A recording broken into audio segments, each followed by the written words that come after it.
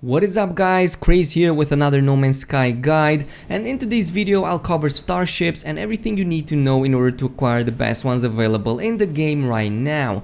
As you may or may not know, I'm a huge starship enthusiast and I've put in dozens of hours into finding the best ones available out there. So just like the previous video about multi-tools, I'll briefly cover what different types exist in No Man's Sky so you can better decide what you will be looking for, and afterwards I'll go straight to the best methods and locations to find these, so I hope you're all ready and let's get started. So in No Man's Sky there are 5 types of ships available, all fitting different roles and having different stats from one another. First of all, we have shuttles, which have balanced stats and don't particularly excel at anything. They are quite good for beginners though, as they have smaller inventory size, which caps at 28 slots and thus tend to be less expensive. Explorers, also known as the Corvex or scientific ships of this game, have massive hyperdrive bonuses as well as the second largest possible inventory size in the game after haulers, which is of course the maximum of 38 for the best one available. Haulers are the ones with the largest inventory size, as I've said, of 48, which also means they tend out to be the most expensive, especially the max rank ones, which tend to go for over 110 million units. Their best bonus is in their shields, which is useful as they tend to be less maneuverable compared to the rest. Fighters, which are my go-to ships in No Man's Sky, are also the damage dealers. They have the biggest bonuses, of course, in damage, and just like the Explorer class, they also cap out at 38 slots for the S class. And finally we have the exotic ship, which is not only unique in the fact that it has the strangest and arguably best looking model, but also for the fact that it's also the only one that exclusively spawns as an S class. Their inventory size unfortunately caps at 20 for the normal one and 6 for the technologies, but their true power comes from their absolutely overpowered stats. These ships have massive bonuses in not only just hyperdrive range, but damage and shields as well. Of course, each of these 5 categories of ships have small, medium and large versions, which you can see from the actual in-game model size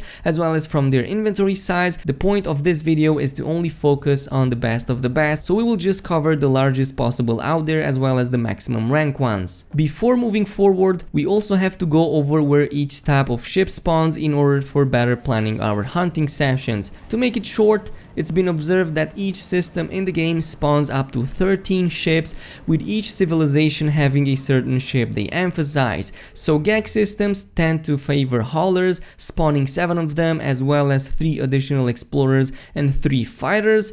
Corvex systems spawn 7 explorers, 3 fighters and 3 haulers, and Viking systems, finally, they spawn 7 fighters, 3 explorers and 3 haulers. On top of these 13 possible spawns, each system out there might also have an additional one, which is the exotic ship, which exists outside of this spawn pool. Of course, you already know that just like multi-tools, ships also spawn into 4 possible classes, which are A, B, C and the most powerful one, S.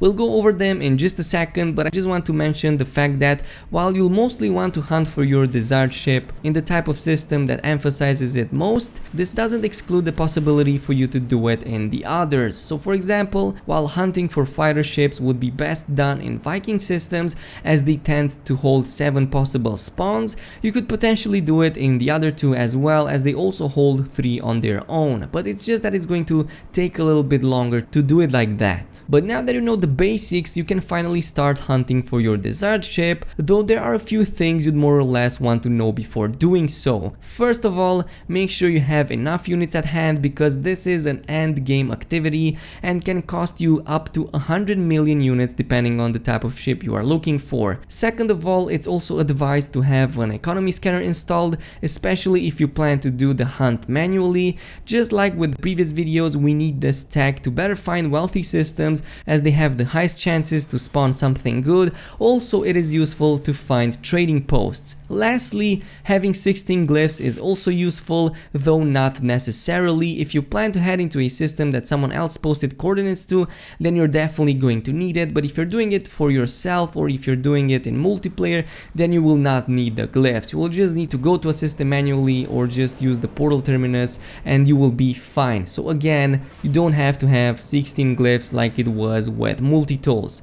So with all of this knowledge and tech equipped, you can now start doing your hunting, and the hunting will exclusively be done in wealthy systems. As I've said in the previous video, wealthy systems have the highest possible chances of spawning maximum rank everything, so multi-tools, starships and freighters as well. Moving forward, there are three methods of hunting these ships, or should I say there are three locations where you can do it. First of all, we have the space station, where you can just go ahead and land and wait for other ships to land as well, but the drawback here is that this can take quite a lot of time because the runway itself is quite long and ships kinda tend to go around it a little bit too much up until they start landing. The second method is to use your own freighter or any other freighter NPC that spawns in the game, though I would not advise that, so just use your very own freighter because this will give you the possibility to also save the game. And the drawback here is that if you own more than 4 ships, the NPC ones won't be able to land inside of it because it would consider your freighter to be filled. So yeah, even though there are maybe like 3 positions left, the NPCs will still not take them for some reason. As long as you have more than 4, they will stop landing inside of it. And this brings us to the final point and the best one, which is of course using the trading post. And this is where everything ties in. This is why I told you that you need an economy scanner, because once you find a wealthy system, you just enter it, use the economy scanner, and it will find you a trading post where you can just go ahead and land. And there are a lot of resources in it that you can use while waiting for your ships to land. And not only that, but it's also the fastest and most convenient method of doing this. So the steps that you need to follow in order to do this are quite simple, and I'm just gonna point them right now. First of all, land on the trading post and exit your ship in order to save the game, then look up in the sky to see what types of ships spawn. If a model you like does make an appearance, quickly use your visor to check for its class as well as its inventory size. If it's an S class with the maximum inventory size available, then just wait for it to land and buy it. If one or both of these conditions are not met, simply reload the game to have another wave of ships spawning and do this entire process once more, as in check up in the sky, see if you like anything. If you do, scan for it. If it has the maximum slots and the maximum class, wait for it to land and then buy it, and keep doing this over and over and over again until you find what you're looking for. And just keep in mind that this might be tedious. Even though wealthy systems have the highest possible chance of spawning something good, that is still only a 2% chance, and it gets even lower if you're doing it in less rich systems. So please keep that in mind because this is important. Be prepared to arm yourselves with patience and perseverance, because this is not something that you can do in 5 minutes. I mean, you can get lucky and do it in that amount of time, but most of the time you'll be hunting for it for hours if not days at a time. For example, I've been hunting for a yellow exotic ship with maximum 20 slots, and I've been doing so for roughly a week now, and the only one that spawned so far had 15 slots. But yeah, I was lucky in the process of getting a very cool maximum rank Corvex ship.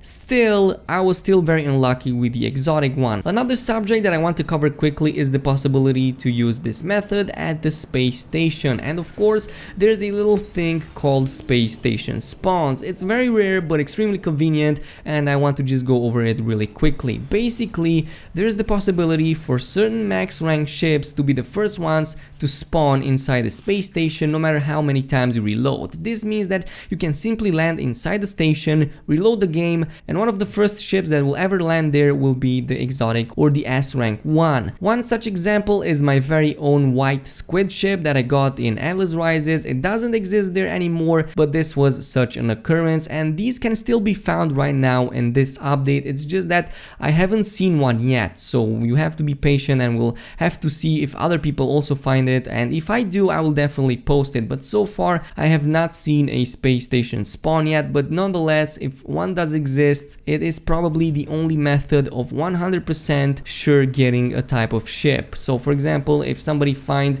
an exotic ship as being a space station spawn, then that one will definitely be one of the first ones that land inside of it, no matter how many times you reload the game. As I mentioned, you can also do the hunt in your freighters, and it can be done either in yours or on an NPC one that randomly spawns in the universe. Keep in mind that NPC ones don't let you save your game inside of them, but again, if you own more than 4 ships, forget about it and just do it at the trading post. As a matter of fact, I would suggest you do this method exclusively at the trading post because it's the fastest, most convenient and easiest out of all of these three methods. But you know, some people are reporting that they are having a lot of luck using their freighters, so if you're superstitious, go ahead and try it out, but if it doesn't work, just use the method I've just shown you. Finally, I'll briefly cover the possibility to join someone in a multiplayer if they have a system that is known to spawn the ship you desire. So let's just say somebody posts on Reddit that they have found a ship and they are offering a service of porting you over there and bringing you at the trading post. You can definitely do this, and the easiest method would be to just join them in multiplayer and just stay there without reloading and waiting out for each wave to come and go, but that will take a ton of time. Or you could potentially go to the space station inside that multiplayer session, exit your ship to save the game, and this in turn will cause your portal terminus to also include this system on the list. Then you can go back into single player, and once you go at the space station terminus, you will see that system from multiplayer appearing in your list. You can go there and then just pop on wherever you want to, on the trading post, on the space station itself, and continue to do the hunt alone and using the reload method I've talked about. And this is the reason why I said you don't even need portal glyphs to do this, which is probably the reason why this method will work for you even if you're like in the beginning of the game. It's just that you need a lot of money, so yeah, keep that in mind. And this covers today's guide on starships in No Man's Sky Next and the ways of acquiring the best ones available. But that's all the time we have for today. If you've enjoyed this video, then make sure to leave a like on it and subscribe to the channel if you didn't already. Also activate the notification button, and I will see you guys in the next one.